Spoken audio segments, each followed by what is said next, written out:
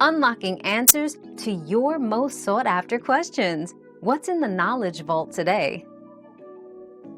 To write an authorization letter for medical records release, follow these steps. 1. Include your full name, address, and date. 2. Clearly state your intention to authorize the release of your medical records. 3. Specify to whom the authorization is granted, e.g., specific hospital or individual. 4. Provide details such as the type of records and date range. 5. Sign and date the letter. Example: I, your name, authorize, hospital, doctor's name, to release my medical records from date range to recipient's name. Another mystery solved, but many more await. Keep up with our daily discoveries by subscribing and turning on notifications.